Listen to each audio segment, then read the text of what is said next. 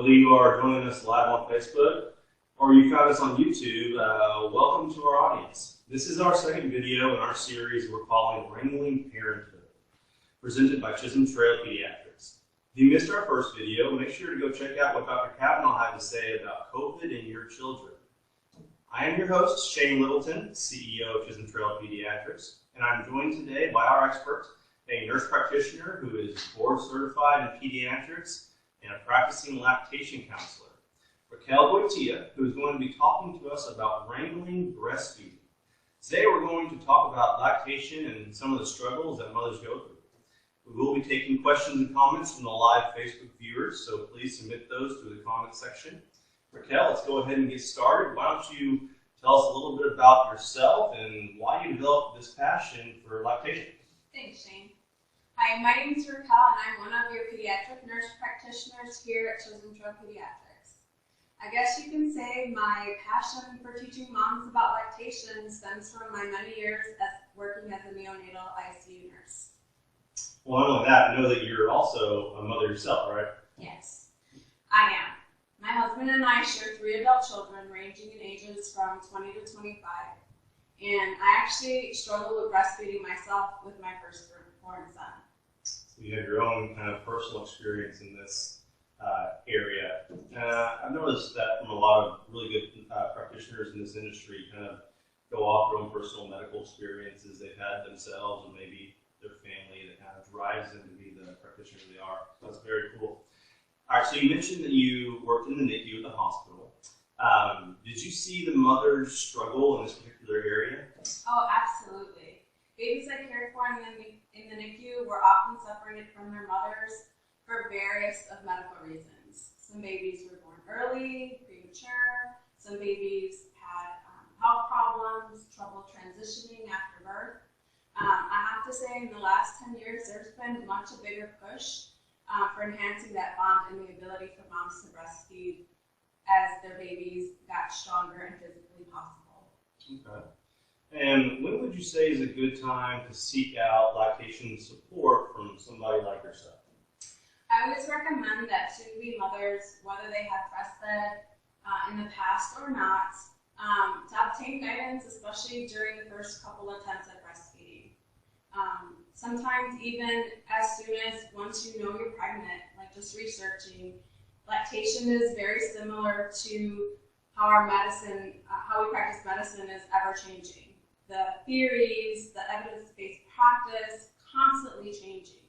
One example of that is, I remember many years ago, it was very taboo to introduce a pacifier to your infant, to your newborn. Studies have been done since showing that it actually helps prevent babies from sudden infant death syndrome. However, they do recommend establishing a good lactation, a latch,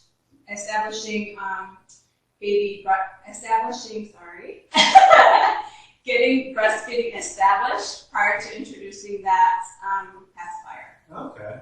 And if they are having issues, obviously they can come to Chisholm Trail Pediatrics right here and schedule an appointment with you. Yes, right? Absolutely. And what would they expect during that first visit? It's actually very nice. So we offer an hour appointment in which you are you have your own room. We will get baby down to a diaper, grab a weight, then have mom sit in the chair, get comfortable. I usually recommend to my moms that they bring anything they would normally use at home. And you know, moms will put baby to breast. I'll usually guide them, showing them how to position baby, how to obtain that ideal latch, and just kind of give them guidance and support. I often recommend dads also coming in for that appointment. That's another thing that has since changed in the last decade is dads were, you know, hands off when it came to breastfeeding, right? Yeah, I've been there. Yes. Yeah. And so I really, you know, get dads on board and have them come so they can see what entails, what goes into learning about your baby and your baby learning about you, and what's needed to get breastfeeding established and successful. Very cool. Okay, so let's get back to that mother. Maybe it's a first-time parent. They're right out of the hospital. Maybe they had some success with a lactation consultant in the hospital. Maybe they didn't. They get home. What are some red flags that they should look out for that signals to them, okay, it's time to schedule an appointment with someone like Raquel at Pediatrics? So when you're discharged after having a baby, you're exhausted. They give you a stack of papers with tons of discharge instructions. It can be very overwhelming. Some of the key things you just want to watch for is, on average, a newborn baby will wake every 2 to 3 hours to feed. Usually they start showing signs of waking up, rooting, where they're turning their head to the side, putting their hands in their mouth, and then eventually crying. So that's one thing you want to look for, is all the baby's cues. The second red flag is if you don't see your baby wetting diapers. You go to change their diaper and they're constantly dry. A good rule of thumb is remembering for the first week of life, every day of life your baby is, you want to make sure they have that many wet diapers. So for example, if your baby's 3 days old, you want to be sure in the last 24 hours your baby had at least 3 wet diapers. Usually newborns are scheduled to see their primary care provider of age, so a couple of days after being discharged. The lactation counseling is done best early so that we have time to kind of intervene and put things in play, because there's lots of tricks to the trade. Okay. Very good. I know one popular discussion is supplementing versus breastfeeding, and here at Pediatrics, we always say breastfeed if you can, if you must. So what would you say to these mothers that are having a hard time with the breastfeeding and they're nervous about supplementing with formula? They're nervous about the child not wanting their breast or their milk anymore. Can you elaborate on that topic a little bit? Sure, absolutely.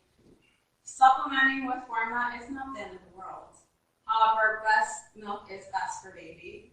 And I think that the misnomer on that is that moms can become successful at breastfeeding as long as they have sufficient resources and support. First line support is going to be dad, right? Dads were incorporating dads in this care of baby, and so having a good support system. Here at Chisholm Trail, you get a 2-for-1 with me. You'll have the flexibility of having the same person that kind of helps guide you through lactation, but I'll be the person monitoring your child's growth and development through the first years of their life. Very cool. I bet you that's easy to develop, that kind of relationship that you want to build with your patients when you have that little bit of extra.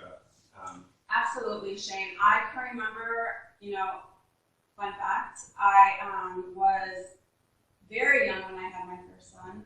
I was a week shy of my 18th birthday, and let me tell you, breastfeeding was a struggle. There was lots of old wives' tales about breastfeeding, a lot of misinformation. There wasn't the ability to have a lactation counselor or consultant at your bedside post-delivery. Nowadays, you have them not as readily accessible in the hospital, but you definitely have them in the clinical settings once you do get home. Very cool. I know one question we get from some of our mothers is, what kind of diet do you recommend to produce more milk? The biggest stress on diet is keeping it regular. When I say regular, we're talking about in the diet consists of 700 calories. That includes what studies have shown. The average lactating mom will burn at least 500 calories a day just breastfeeding her baby. Wow. Okay. Yeah. And what are some foods or things that they should try to avoid? So you always want to feed. You kind of want to do what what we do with babies when babies are breastfeeding. You want to look for your hunger cues and make sure that you're tending to your body and what your body needs. Healthy snacks are always a plus. Things you want to avoid are foods high in sugar. There's some diet crazes that are out there that enhance rapid weight loss. One in particular is a low-carb diet. It's really not good because that actually inhibits the very hormones that stimulate your breast milk supply. And you don't want to do that because then you may be losing weight, but then your baby's not getting optimal amounts of breast milk. All right, so here's that, moms, don't go keto when you are breastfeeding your baby. What are some supplements that the moms out there can take to help increase their production? Okay. So American Academy of Pediatrics recommends that all babies that are strictly breastfeeding get at least 400 international units of vitamin D. That being said, there has not been studies or sufficient evidence to support moms taking extra vitamin D because we don't know exactly how much is secreted in the breast milk. That's why we just give it directly to babies. Now, as far as supplements enhancing mom's milk, there's tons on the market. Let me just tell you that they don't work for everyone. There's great tablets and cookies and a multitude of things on the market that you can try. And I always recommend to my new moms especially, it doesn't hurt to try. If it works for you, great. But I always highly recommend you discussing it with your PCP, so moms with your OBs, and making sure that there's no contraindications to your health as well. Okay. Very good. What about some of the babies that are allergic to dairy? Like, does that dairy allergy go from mom to baby, vice versa? Not necessarily.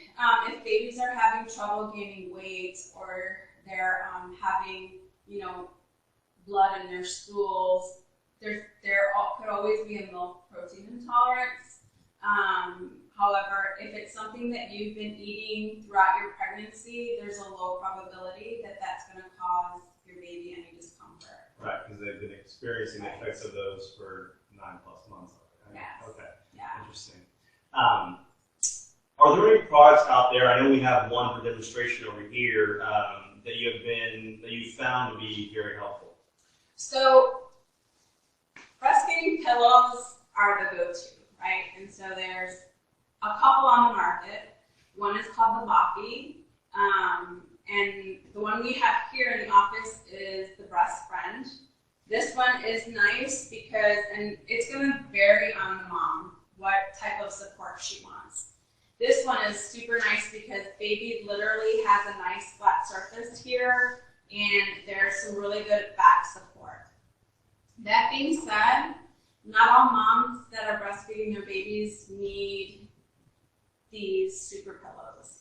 I have moms that are just as comfortable feeding with regular pillows from home. Yeah. And so I always tell my moms, look and see what's out there, try it, and see what works best for you. Like I said, this one, especially if you have low back pain or don't like a big bulky pillow, this one actually unclips and you can kind of see that it has a little bit of lower back support. So again, I mean, it's just very mom specific. Yeah.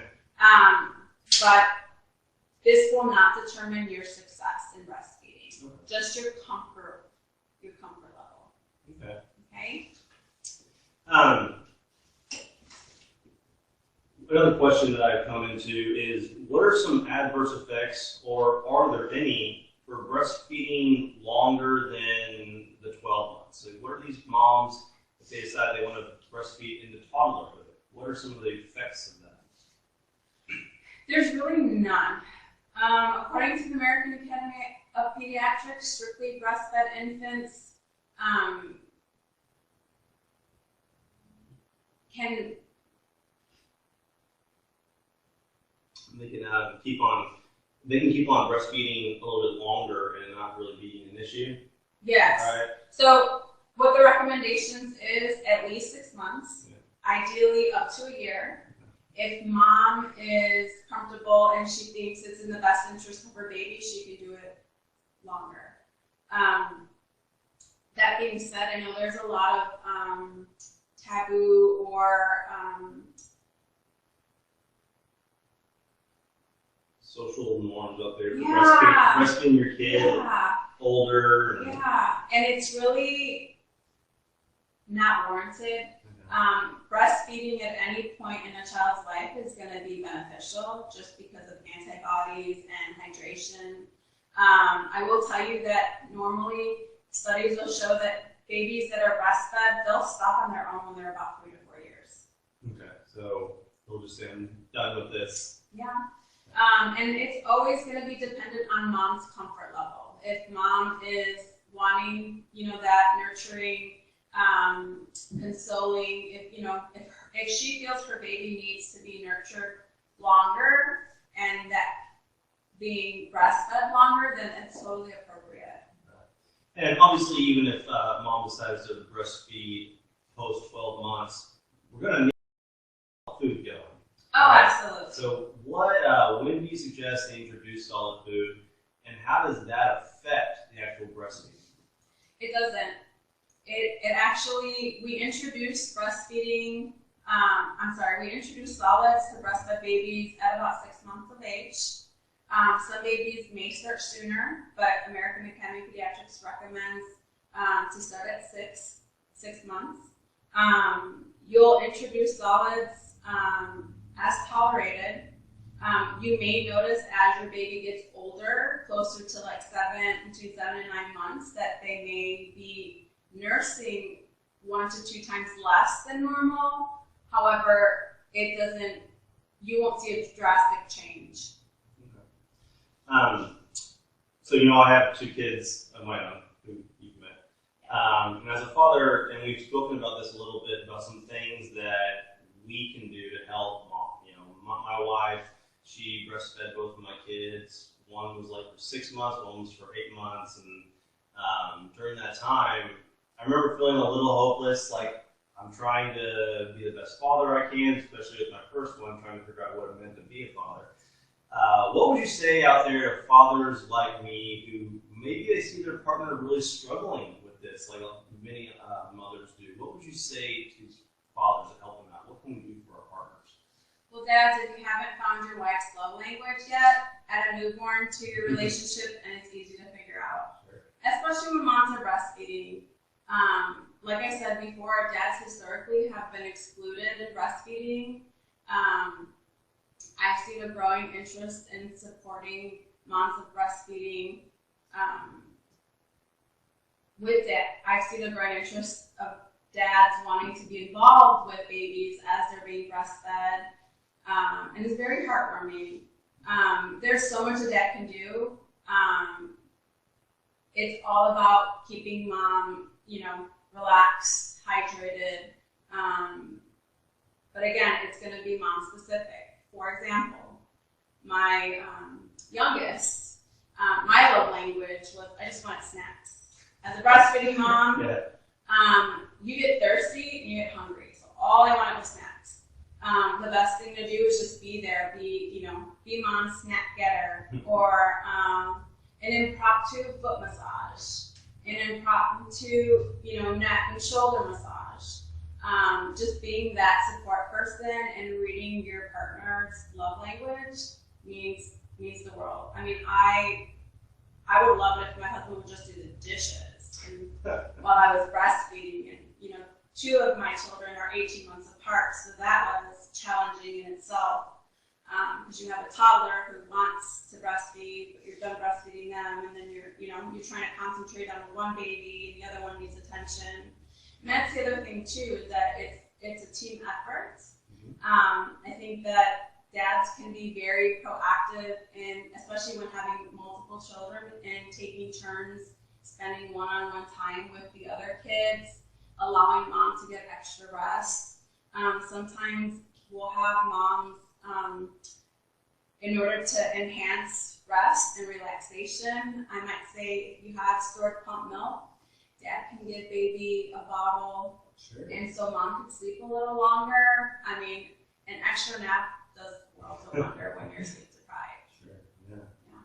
Excellent. I also remember with the second one, it was a little bit more clear. I had to take care of the other child to give my wife the time and peace she could to breastfeed, but she'd also been through her kid at that point herself. So. It's also challenging for the family in general, especially other kids at home that are just, at times, depending on how young they are, they don't understand what's going on. They just know that their family dynamic has changed. And here's this person crying all the time and getting mommy's attention, right?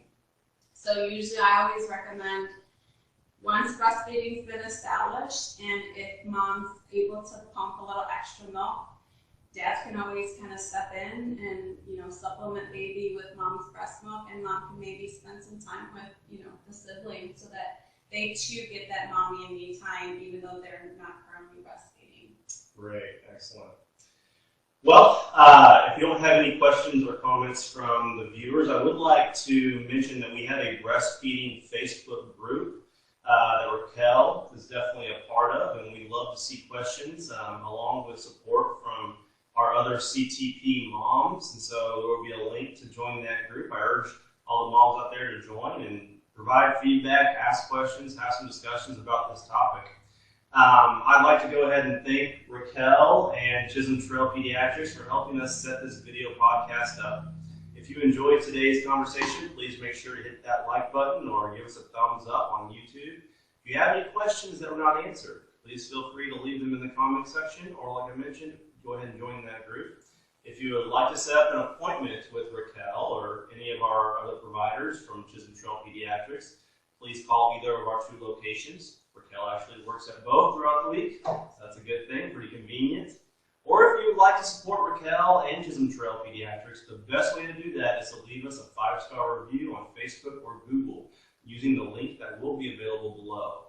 Please follow our Facebook page or hit the bell button on YouTube to be notified of our future videos when we're talking about Wrangling Parenthood.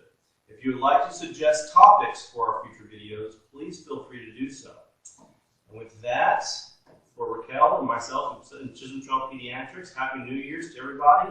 Thank you for joining us, and until next time, wash your hands, wear your masks, and stay safe.